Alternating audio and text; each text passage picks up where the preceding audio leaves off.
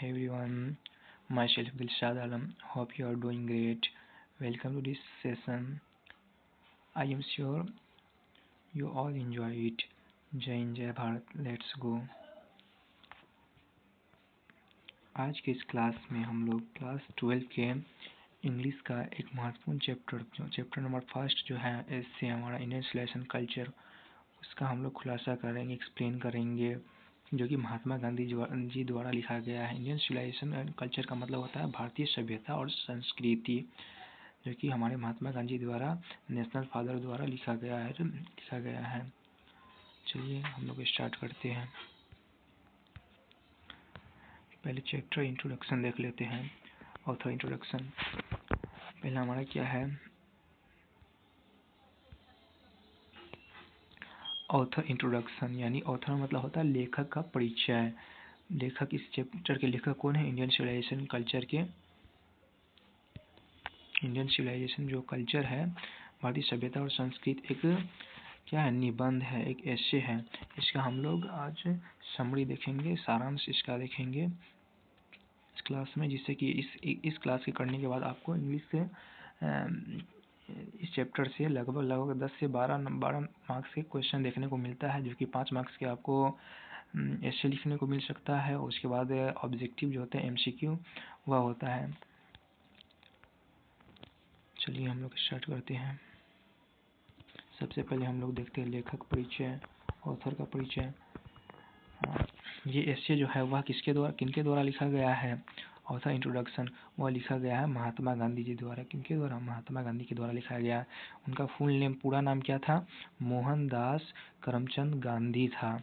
Born जन्म उनका हुआ था 2 अक्टूबर 1869 पोरबंदर गुजरात में हुआ था. इनका जन्मदिन हुआ था 2 अक्टूबर 1869. महात्मा गांधी का पूरा नाम मोहनदास करमचंद गांधी. डाइड उनकी मृत्यु कब हुई थी? 30 जनवरी 1948 ईस्वी में नाथूराम गोडसे एक कट्टरवादी था, एक फेनेटिक्स था. उनके हाथों हुआ था, एक कट्टरवादी था. उनके हाथों हुआ था 30 जनवरी 1948 ईस्वी को गोली मारकर महात्मा गांधी की हत्या कर दी गई थी. किनके द्वारा? नाथूराम गोडसे द्वारा.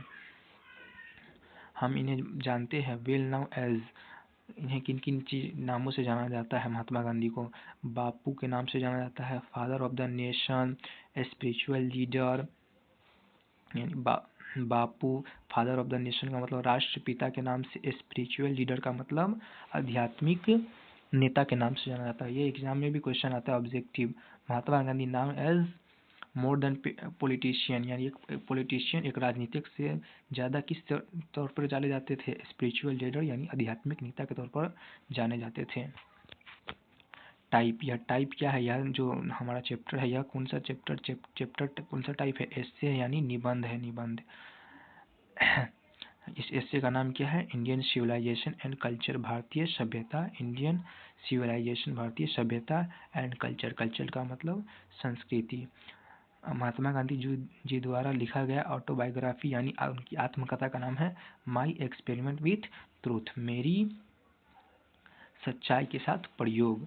यह महात्मा गांधी द्वारा लिखा गया है माई एक्सपेरिमेंट विथ ट्रूथ. एक बार फिर से हम लोग रिविजन कर लेते हैं. यहीं से आपको 2 से 3 मार्क्स का क्वेश्चन देखने को मिल सकता है. पहला ऑथर इंट्रोडक्शन में क्या है? Author Indian civilisation and culture के जो लेखक हैं, इंडियन सिविलाइजेशन जो ये है चैप्टर नंबर 1 है हमारे 4th सेक्शन का, इंडियन सिविलाइजेशन एंड कल्चर. उनके लेखक कौन है? ये इंडियन सिविलाइजेशन एंड कल्चर, ये हमारे चैप्टर का नाम है. उनके लेखक जो है महात्मा गांधी है. राइटर जो है, राइटर कह लीजिए, ऑथर कर लीजिए, लेखक कह लीजिए, वह महात्मा गांधी है. महात्मा गांधी जी द्वारा लिखा गया है इंडियन सिविलाइजेशन एंड कल्चर. और यह क्या है? यह क्या है? यह जो है, यह एक एसे है. ESS, यह एक एसे है. क्या है? यह एसे है जो कि महात्मा गांधी द्वारा, रिटन बाय महात्मा गांधी जी द्वारा लिखा गया है.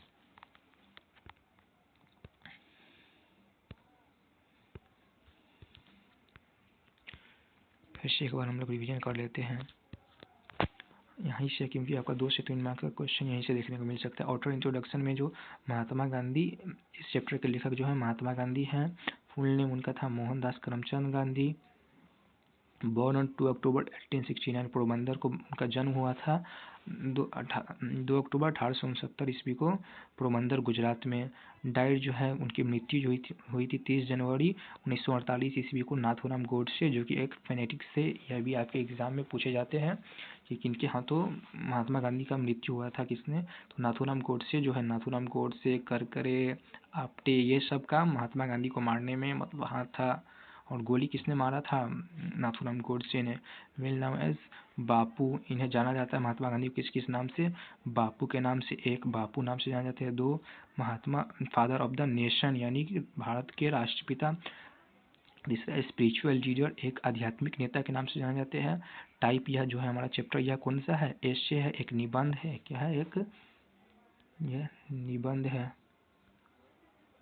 निबंध। पेंसिल नहीं है तो सही से नहीं लिखा रहा है।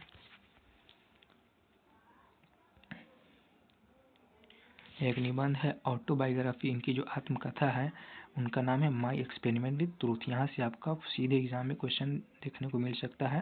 उनकी ऑटोबायोग्राफी का नाम क्या है, तो माई एक्सपेरिमेंट विद ट्रूथ। चलिए आगे हम लोग चलते हैं, चैप्टर का खुलासा करते हैं, समरी देखते हैं।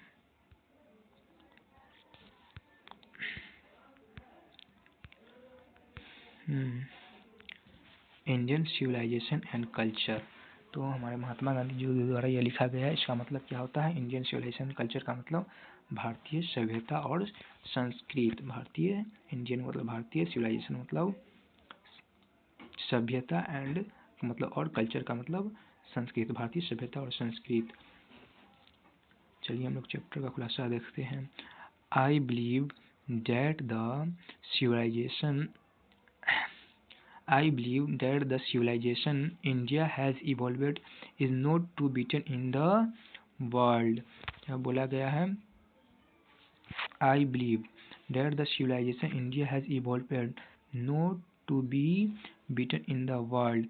मैं विश्वास करता हूँ, महात्मा गांधी जी इस चैप्टर में बोले कि मैं विश्वास करता हूँ भारतीय सभ्यता जो है वह इस तरह से इवॉल्वेड हुआ, इस तरह से विकास हुआ है जिसको विश्व में, इस दुनिया में कोई हरा नहीं सकता। कोई भी सभ्यता जो है वह हरा नहीं सकता। हमारी इस भारतीय सभ्यता का और संस्कृति का जो महात्मा गांधी हैं इस चैप्टर में तारीफ की है कि सभी सभ्यता खत्म हो गई, लेकिन अभी जो भारतीय सभ्यता है वो क्या है, इमोवेबल है, यानी कि अडिग है, अडिग है। हाँ, आगे हम लोग देखते हैं। Nothing can equal the seed sown by ancestor. Nothing can equal, कुछ इसके बराबर नहीं है, कोई सा भी चीज़ इसके बराबर नहीं है। The seed sown by our ancestor, वह बीज जो हमारे एंसेस्टर पूर्वजों द्वारा रोपा गया। एंसेस्टर का मतलब होता है पूर्वजों द्वारा रोपा गया है। महात्मा गांधी जी कहते हैं रोम वेंट, रोम गया, Greece share the same fate, Rome खत्म हो गया, रोम जो बहुत ही विकसित था, रोम सभ्यता वो खत्म हो गया। ग्रीस जो है वह भी अपना सेम फेट जो है वह भी अपना सेम, उसी तरह रोम की तरह भी उसका भी जो विकसित था वह भी खत्म हो गया। The might of Feroz was broken, और जो फेरोज था, फिरौन था, वह भी टूट गया। उसका माइट जो था, घमंड था, वह टूट गया, खत्म हो गया। फिर आगे बोलते हैं Japan has become westernise, Japan जो है वह वेस्टर्नाइज बन गया, यानी यह भी पश्चिमी सभ्यता, जापान देश है वह भी पश्चिमी सभ्यता को अपना लिया, वेस्टर्नाइज बन गया। But India is still alive, लेकिन महात्मा गांधी कहते हैं कि भारत जो है, इंडिया है, वह अभी तक एलाइव है, जिंदा है, भारत की सभ्यता और संस्कृति जिंदा है। महात्मा गांधी कहते हैं कि रोम गया, ग्रीस खत्म हो गया, और जो माइट ऑफ फेरोज है वह, फिरौन का घमंड है वो खत्म हो गया, जापान भी वेस्टर्नाइज बन गया, पश्चिमी सभ्यता बन गया। But India is still alive, India लेकिन अभी तक जीवित है। The people of Europe learn their lesson from the writings of the men of Greece or Rome. The people of Europe. Europe के लोग लर्न देयर लेसन, वो अपना पाठ सीखे हैं कहाँ से? From the writing of main, कहाँ से सीखे हैं? ग्रीस और यूनान और रोम के जो लेखक है, जो मेन है, जो लेखक है, उनके राइटिंग से, उनके पाठ से, उनके लेखक से यूरोप के लोग जो है वह अपनी पाठ सीखे हैं। आगे हम लोग देखते हैं।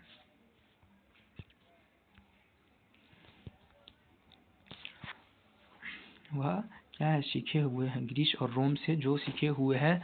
Which exist no longer in their former glory, जो कि अब नहीं है वह अपने फॉर्मर ग्लोरी में, जो था, जैसा विकसित सभ्यता था वह वैसा अब नहीं है, अपना वह खत्म हो गया है।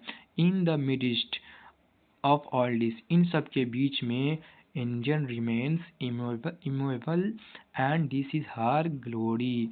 इन सब के बीच में जो भारत है वह इमूवेबल है, यानी कि भारत की सभ्यता और संस्कृति है इमूवेबल है, अडिग है, दृढ़ है, and this is her glory, और यही इसका जो है ग्लोरी है, यही इसका जो है Indian remains immovable and this is her glory. India जो है वह अभी तक बना हुआ है और यही इसका क्या है? इसका ग्लोरी है, वैभव है, वैभव है। इट इज, आगे देखते हैं आप, महात्मा गांधी जी ने कहा है, महात्मा गांधी ने कहा है,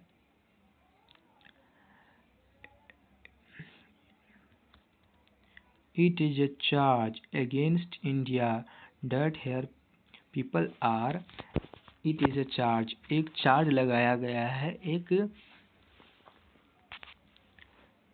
एक आरोप लगाया गया है अगेंस्ट इंडिया, इंडिया के लोगों पर, इंडिया और इसके लोगों पर, किसके द्वारा?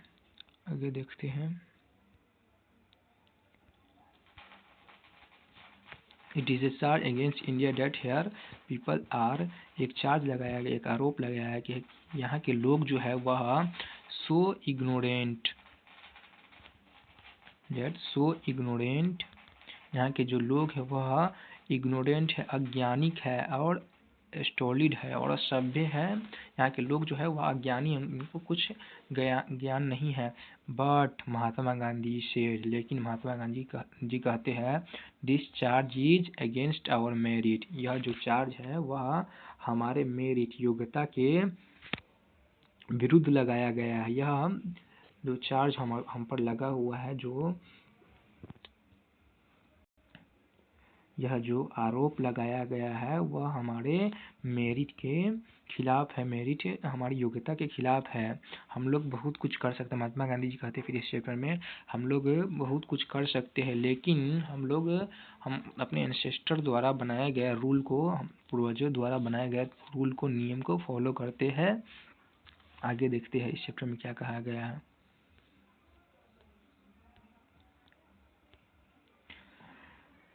आगे क्या है? Civilisation is that mode of conduct which point out to man the path of duty. यह लाइन जो है वह बहुत ही इंपॉर्टेंट है, यहाँ से सीधे आपके एग्जाम में ऑब्जेक्टिव देखने को मिलता है। Civilisation is that mode of conduct, civilisation जो है सभ्यता है वह कंडक्ट है which points out to man path of duty, जो सभ्यता है वह आदमी को, मैन को, वह क्या करता है? ड्यूटी का अपने पालन करवाता है, ड्यूटी का जो भी होता है, उसका कार्य होता है, उसका पालन करवाता है। The Gujarati equivalent for civilisation means good conduct. The Gujarati equivalent, जो गुजराती इक्विवेलेंट है वह सामान्य है, इसके सिविलाइजेशन उसका सामान्य है गुड कंडक्ट। यहाँ से भी आपके एग्जाम में सीधा प्रश्न देखने को मिलते हैं, 4 ऑप्शन वाले और MCQ में देखने को मिलते हैं। दे दीजिएगा, the Gujarati equivalent for civilisation means, important line है, यहाँ पर हाईलाइट कर लीजिए आप लोग। हाँ, the Gujarati equivalent for civilisation, civilisation का मतलब गुजराती इक्विवेलेंट है वह मेन है गुड कंडक्ट, वह भी अच्छा आचरण है। आगे हम लोग देखते हैं, यह बहुत ही इम्पोर्टेंट है यह लाइन, और यह पैथ ऑफ ड्यूटी, यह जो है आपके एग्जाम में सीधा देखने को मिलता है। आगे क्या है? इन दिस एसे इस एशे में, यह निबंध है इंडियन सिविलाइजेशन और एंड कल्चर, भारतीय सभ्यता और संस्कृति, एक निबंध है जो कि महात्मा गांधी जी द्वारा लिखा गया है और इसमें हमारे भारतीय सभ्यता और संस्कृति के बारे में तारीफ किया गया है। इसमें कैसे भारतीय सभ्यता और संस्कृति जो है वह दुनिया के सभी सभ्यता और संस्कृति से बेहतर है और यह आज तक अभी तक जिंदा है, अडिग है। इसी यही इसका क्या है, ग्लोरी है, यही इसका वैभव है जो अभी तक अडिग है, अभी तक दृढ़ है। इन दिस एसे, इस एसे में गांधी जी से, गांधी जी ने कहा है the mind is a restless bird. यहाँ से आपका जो है 2 मार्क्स का जो क्वेश्चन भी बनता है, अच्छे से देखिएगा। इन दिस एसे, इस एसे में गांधी जी से, गांधी जी कहते हैं the mind is a restless bird. Mind जो है, इन दिस एसे गांधी जी से the mind is a restless bird, mind एक बेचैन पक्षी की तरह है। इट्स मोड इट्स गेट्स, जिसे जितना मिलता है, इट्स मोर इट्स वांट्स, या उसे उतना और अधिक इच्छा होती है। फिर से लाइन हम लोग देखते हैं। इन दिस एसे गांधी जी से, इस एसे में, इस निबंध में गांधी जी कहते हैं mind is a restless bird, mind एक बेचैन पक्षी की तरह है। इट्स मोर इट्स गेट, जिसे जितना मिलता है उसे उतना और अधिक चाहिए। It's more it's wants and still remains unsatisfied, और फिर भी यह जो है अनसेटिस्फाइड रहता है, असंतुष्ट रहता है। जैसे हम लोगों को कुछ भी अगर मिल जाए, कुछ रुपये कमाने लगते हैं तो उससे ज़्यादा कमाने के लिए सोचते हैं, कुछ कर लेते हैं उससे ज़्यादा करने के लिए सोचते हैं। मतलब यह जो है हमारा है, वह चाहत जो है वह कभी ख़त्म नहीं होगा। हमारा जो मन है, हमारा दिमाग है, माइंड जो है वह एक रेस्टलेस बर्ड है, वह एक बेचैन पक्षी है। किसने कहा है? महात्मा गांधी ने कहा, महात्मा गांधी जी ने कहा है। आगे हम लोग देखते हैं। The more we indulge in our passion, the more we, जितना अधिक हम अपने पैशंस में, हम अपने काम में लगे रहेंगे, द मोर अनब्रीडेबल दे बिकम, उतना ही हम उसमें फंसते चले जाएंगे, उतना ही उसमें हम लोग उसमें फंसते चले जाएंगे, उसमें ही हम लोग फंसते चले जाएंगे। जितना ही हम लोग अपने काम में पैशंस में लगे रहेंगे, उतना ही हम उसमें फंसते चले जाएंगे, उसमें ही हम लोग, हमारा जो मन है वह और उसे करने के लिए सोचेगा और वह होता चला जाएगा। आगे हम लोग देखते हैं।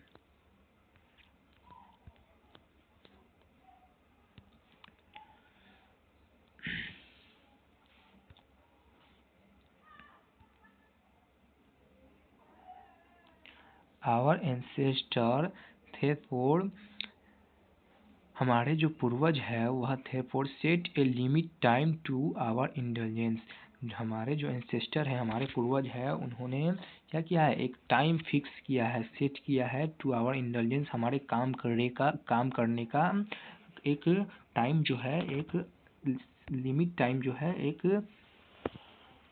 सेट किए हैं। A man is not necessary, एक मैन जो है, अब आगे बोलते हैं महात्मा गांधी इस एशे में, इस निबंध में इंडियन सिविलाइजेशन एंड कल्चर में बोलते हैं a man is not necessary, एक आदमी जो है वह, ए मैन इज, आगे पहले पढ़ लेते हैं। A man is not necessary happy because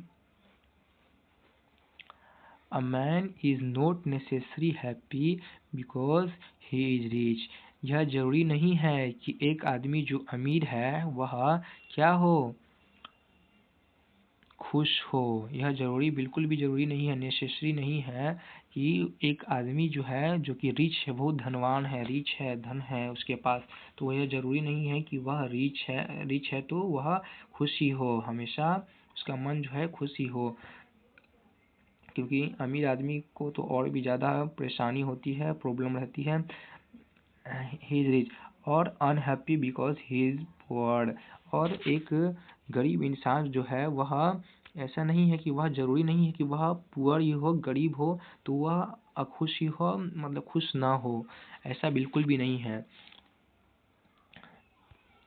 आगे देखते हैं।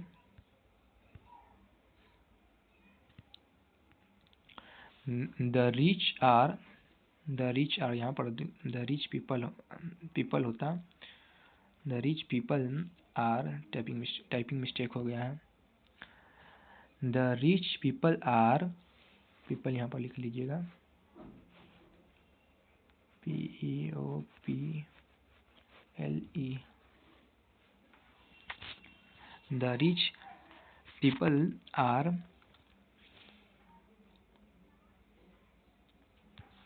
the rich people are often seen to be unhappy, बल्कि जो धनवान व्यक्ति होते हैं, जिनके पास धन होता है, जो अमीर व्यक्ति होते हैं, उन्हें हमेशा देखा गया है या कभी कभी देखा गया, often seen to be unhappy, उन्हें अखुश देखा गया है, खुश नहीं देखा गया है।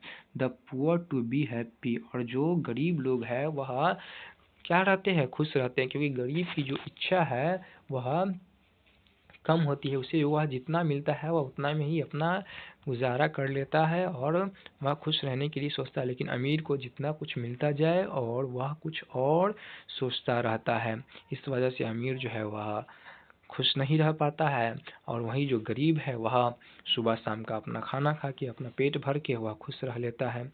यही है मेंटल कंडीशन। आगे बताया गया है, it's fully based on mental condition, यह पूरी तरह से निर्भर है मेंटल कंडीशन पर, मानसिक परिस्थिति पर, कि किसका मानसिक परिस्थिति कैसा है और वह किस तरह से खुश रहता है। यह जिसका मन जो कोई और इच्छा नहीं करेगा वह खुश रहेगा, जिसका मन और ज़्यादा इच्छा करेगा वही हो जाएगा। The mind is restless body, it's mode it's wants, जो जितना और चाहेगा उसका मन और भी उसे, जो जितना मिलेगा उसका और मन चाहेगा मिले हमको। Gandhi ji says our ancestor called large cities where a snare and a useless encumbrance and the people would not be happy in them। हम लोग पहले देख लेते हैं। गांधी जी से, गांधी जी इस इंडियन सिविलाइजेशन एंड कल्चर में कहते हैं कि गांधी जी सेज कहते हैं आवर एंसेस्टर कॉल्ड, हमारे जो पूर्वज है वह कहते हैं लार्ज सिटीज, बड़े शहर जो है, विशाल शहर है, मेगा सिटी जो है, मेगा शहर है, वह वेयर अ स्नेयर, वह एक जाल की तरह, एक स्नेयर की तरह है, एंड यूजलेस इनकम्बरेंस, और एक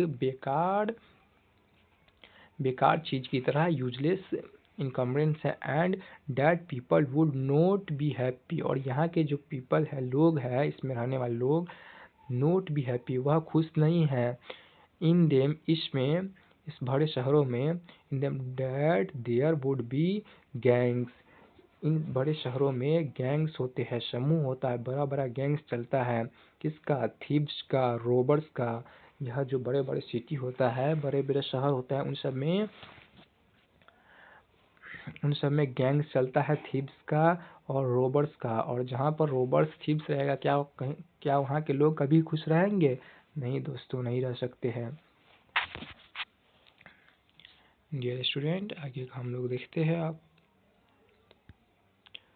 आगे क्या है, they were therefore satisfied with small village, they were, वे लोग जो हमारे पूर्वज थे वह क्या, किससे सेटिस्फाइड थे, संतुष्ट थे, वह एक छोटे गांव से, छोटे गांव में रह के क्या करते थे, अब सेटिस्फाइड रहते थे, संतुष्ट रहते थे। वो अपना सिंपल ऑक्यूपेशन फॉलो करते थे, खेती बाड़ी करते थे, किसानी करते थे, खाते थे, सोते थे, बस यही उनका काम था, और वह लोग सेटिस्फाइड रहते थे, संतुष्ट रहते थे। लेकिन जैसे वे बड़े शहरों में गए, वो वहाँ फंस गए अमीरों के जाल में। अमीर उन्हें क्या करवाने लगे, जो बड़े बड़े फैक्ट्री कंपनी के मालिक होते हैं उन्हें अधिक काम करवाने लगे, वेतन कम देने लगे, और जो है वह खाने का भी उसको समस्या हो गया। और यही सब वह लोग, जब लोग बाहर से शहर में जाते हैं तो क्या होते हैं, फंस जाते हैं। इस वजह से हमारे एंसेस्टर ने क्या कहा है, कॉल्ड लार्ज सिटी स्नेयर, एक जाल की तरह है, और यूजलेस इनकम्बरेंस की तरह है, जो वहाँ जो लोग जाते हैं वहाँ फंस जाते हैं। आगे हम लोग देखते हैं। यह सब हमारे भारतीय सभ्यता और संस्कृति के बारे में बताया गया है महात्मा गांधी जी द्वारा। आगे देखते हैं। ए नेशन विद कॉन्स्टिट्यूशन, एक राष्ट्र जो कि कॉन्स्टिट्यूशन संविधान के द्वारा लाइक दिस, एक नेशन विद कॉन्स्टिट्यूशन, एक राष्ट्र जो है जो संविधान यहाँ है हमारे भारत के बारे में यहाँ पर बोला गया है मेनली कि जो एक राष्ट्र है इंडिया है उसके पास एक कॉन्स्टिट्यूशन है, अपना एक संविधान है जो कि विश्व का सबसे बड़ा संविधान है। Is filter to teach other than learn from other, जो यह सिखाता है, टीच करता है, दूसरों को सिखाता है, लर्न फ्रॉम अदर, दूसरों से सीखने का, अच्छी अच्छी बातों को सीखने का। जैसे हमारे संविधान में भी बहुत सारे डीपीएसपी जो है आयरलैंड के संविधान से लिया गया है। फंडामेंटल राइट्स जो है वह यूएसए अमेरिका के संविधान से लिया गया है। फंडामेंटल ड्यूटीज़ जो है यूएसएसआर सोवियत संघ के संविधान से लिया गया है। और यह सब बहुत सारी चीज़ अलग अलग देशों से लिया गया। इमरजेंसी जो है वह आपातकाल है वह जर्मनी के संविधान से लिया गया है। आगे हम लोग देखते हैं जो हमारा संविधान है कॉन्स्टिट्यूशन यहाँ का अलग अलग देशों के संविधान से सीखता है, तत्वों को लेता है। दिस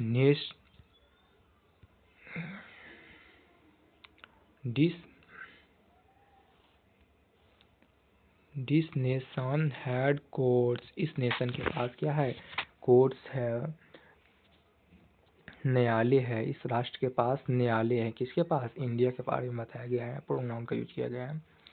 लॉयर, यहाँ अपने वकील है। एंड डॉक्टर, चिकित्सक है। किसके पास, इस देश के पास, हमारे इंडिया के पास। Our ancestor lived independently and followed their agriculture occupations, हमारे आवर एंसेस्टर लिव्ड इंडिपेंडेंटली, हमारे जो पूर्वज जो है वह इंडिपेंडेंटली रहते थे, एक स्वतंत्र जीवन जीते थे। And followed their agriculture occupation, और वह अपने जो एग्रीकल्चर ऑक्यूपेशन है, अपना खेती बाड़ी का काम करते थे, खेती बाड़ी का पेशा करके अपनी ज़िंदगी को अच्छे तरीके से गुजारते थे, व्यतीत करते थे। आगे का देख लेते। They enjoy true home rule, वे लोग सच्चे ट्रू होम रूल का, सच्चे गृह जीवन को, रूल को, गृह नियम को जो है वह जीते थे। वह दूसरों के बंधनों में नहीं रहते थे। ये नहीं कि जाएंगे बड़े बड़े सेठ महाराजा के बंधन में रहकर काम करेंगे, नहीं। वो लोग हमारे जो पूर्वज थे वह कहाँ रहते थे, गांव में रहते थे, स्मॉल विलेज में रहते थे और वहीं से संतुष्ट रहते थे, वहाँ पर अपना एग्रीकल्चर ऑक्यूपेशन करके अपना जीवन यापन करते थे। आगे देखते हैं। आई एम यानी महात्मा गांधी कहते हैं, इसमें आई एम का मतलब होता है महात्मा गांधी कहते हैं। आगे देखते हैं। डियर स्टूडेंट, आप लोग को समझ में आ रहा है।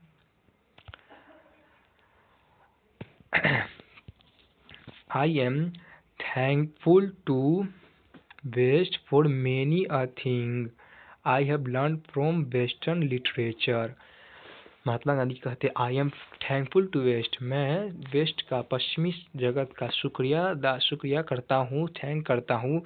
फॉर मेनी अ थिंग, बहुत सारे चीज़ों के लिए। I have learn from western literature, I have learn from, जो मैंने पश्चिमी लिटरेचर साहित्य से सीखा है, वह उसके लिए क्या करते हैं, पश्चिमी जगत का प्रशंसा करते हैं, थैंकफुल करते हैं, शुक्रिया अदा करते हैं।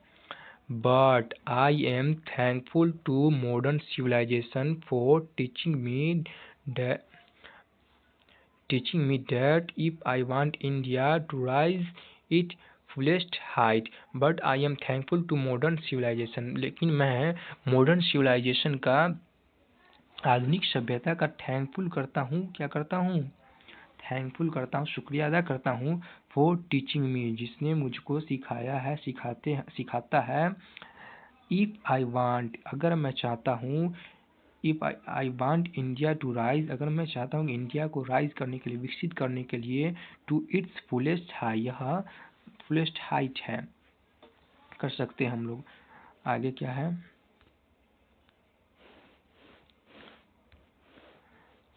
What is modern civilisation, modern civilisation जो है वह क्या है। व्हाट इज, यहाँ पर क्वेश्चन एक उठता है, what is modern civilisation. Mahatma Gandhi खुद ही अपने कहते हैं इंडियन सिविलाइजेशन कल्चर में what is modern civilisation, modern civilisation जो है वह क्या है।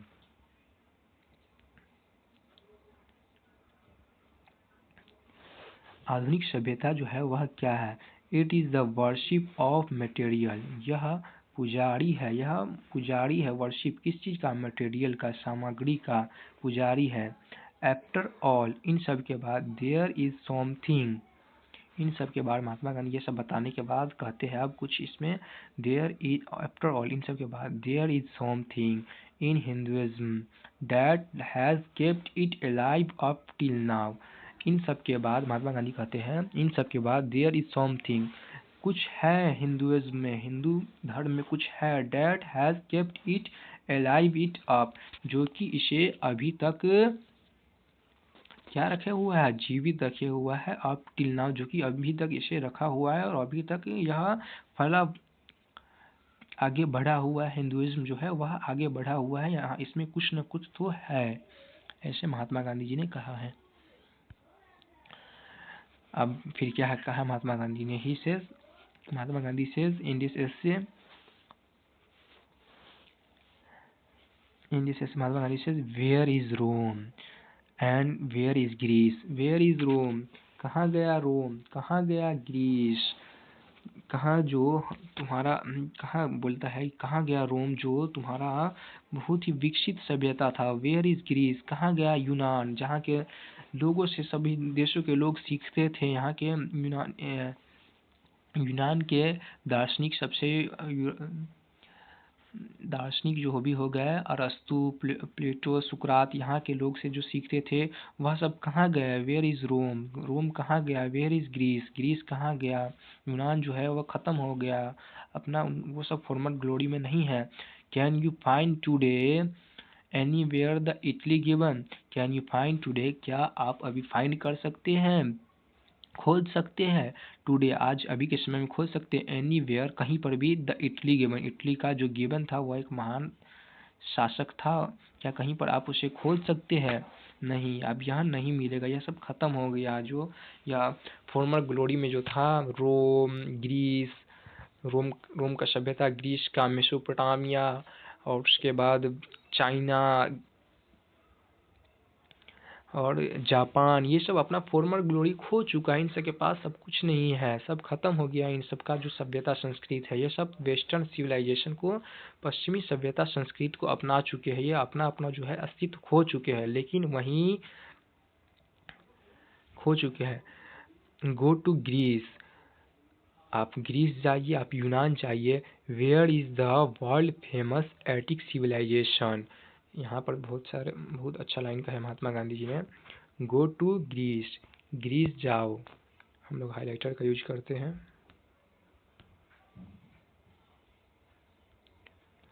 गो टू ग्रीस, ग्रीस जाओ, यूनान जाओ। Where is the world famous Attic civilisation, कहाँ जो है वह, कहाँ गया, where is the world famous Attic civilisation, कहाँ गया, जो कहाँ है वो जो एक समय में दुनिया का सबसे फेमस सिविलाइजेशन हुआ करता था, सभ्यता हुआ करता था, एटिक सिविलाइजेशन, जो कि यूनान का बहुत ही फेमस सिविलाइजेशन था, वर्ल्ड फेमस सिविलाइजेशन था एटिक सिविलाइजेशन, वह खत्म हो गया। देन फिर ये सब कहते हैं, महात्मा गांधी कहते हैं, जाओ रोम जाओ, ग्रीस जाओ, can you find today anywhere the Italy given, क्या आप कभी खोज सकते हैं कि कहाँ गया इटली का गिवन, इटली का जो राजा था गिवन, कहाँ गया, ग्रीस, रोम कहाँ गया, सब खत्म हो गया। एटिक सिविलाइजेशन था जो ग्रीस का, यूनान का बहुत अच्छा, बहुत फेमस सिविलाइजेशन था, वो भी खत्म हो गया। फिर उसके बाद आप फिर जब वहाँ से आइएगा, आप फिर then come to India, coming नहीं, कम हो यहाँ पर, देन कम टू इंडिया, फिर भारत आइए, let one go through the most ancient record, और अब जब भारत आइएगा, let one go through the most ancient record, जब आप भारत आइएगा तो यहाँ पर आप देखिएगा बड़े बड़े पुराने रिकॉर्ड्स है, बहुत सारे जो बनाए गए हैं, बहुत सारे चीज़ है, महल है, यहाँ की संस्कृति जिंदा है, यहाँ पहले जैसे लोग रहते थे वो है, जो पहले कपड़े पहनते थे धोती कुर्ता गांव में जो पहनते थे वह है, उसका खान पान जो है इस क्षेत्र की जो है वह है, यहाँ की जो सभ्यता संस्कृति वह जीवित है। वो लोग का बोलचाल जो है, जो मगधी क्षेत्र में मगधी भाषा, द्रविड़ क्षेत्र में द्रविड़ भाषा, यह सब आज भी बोला जाता है और आज भी किया जाता है। लेकिन वही जो पश्चिमी देश है, जितने भी ग्रीस रोम, यह सब क्या है, यह सब इंग्लिश लैंग्वेज को अपना लिए है, सब इंग्लिश लैंग्वेज को अपना जो कंट्री का जो भाषा होता है, ऑफिशियल लैंग्वेज होता है, वह बना लिया है। लेकिन वही जो हमारा भारत है, ऑफिशियल लैंग्वेज इंग्लिश को नहीं बनाया हुआ है, हमारा जो राज्य भाषा है वह हिंदी ही है। लेकिन यह सब जो है, जो ग्रीस है, रोम है, यूनान है, ये सब खत्म हो गया है, ये सब अपना सभ्यता संस्कृति को नहीं पहचान पा रहा है, ये सब खो चुका है, फॉर्मल ग्लोरी में नहीं है। लेकिन वहीं जब आप भारत आइएगा, आप लोग यहाँ, आपको यहाँ पहले की ही तरह सब चीज़ मिलेगा। And then the look around you and you will be constrained to say yes I see here India still living। जब आप यहाँ आइएगा तो आप यह कहिएगा, आप यह देखिएगा और यहाँ पर कहिएगा I see here, मैंने यहाँ पर देखा एंशियंट इंडिया स्टिल लिविंग, पुराना जो भारत है वह अभी तक जीवित है, स्टिल लिविंग। आगे देखते हैं हम लोग। आज हमारा यहीं तक था सेशन, तो आज का सेशन यही था। उम्मीद करता हूँ आप लोग को समझ में आया होगा और इसके बाद इस चैप्टर का जो जितने भी इम्पोर्टेंट सब्जेक्टिव है और MCQ है वह करा दिया जाएगा। उम्मीद करते हैं यहाँ से आप लोगों को पूरा समझ में आया होगा। एग्ज़ाम में ऐसे आएगा तो अब इसको 2-3 बार लिख के प्रैक्टिस कीजिएगा, खुद पर खुद आ जाएगा। तो यह महात्मा गांधी का जो इंडियन सिविलाइजेशन कल्चर करने के बाद एक शेर याद आता है। महात्मा गांधी जो बोलते हैं, यूनान मिस्र रोमा सब मिट गए जहाँ से, अब तक मगर बाकी नामो निशा हमारा। अल्लामा इकबाल द्वारा जो लिखा गया एक शेर है वह है, यूनान मिस्र रोमा सब मिट गए जहाँ से, सब यहाँ से जहाँ से ख़त्म हो गया, अब तक मगर है बाकी नामो निशा हमारा। वही महात्मा गांधी कहते हैं, यूनान मिस्र रोम जो है वह सब खत्म हो गए, एटिक सिविलाइजेशन खत्म हो गया, लेकिन अभी तक हमारा भारतीय सभ्यता और संस्कृति है वह अडिग है, इमूवेबल है और यही इसका ग्लोरी है। उम्मीद करते हैं आपको यह सेशन पसंद आया होगा। चलिए आज का क्लास यहीं तक रखते हैं, समाप्त करते हैं। अच्छे रहिए, अच्छे से रहिए, घर पे रहिए, पढ़ते रहिए। Thank you, tata, bye bye.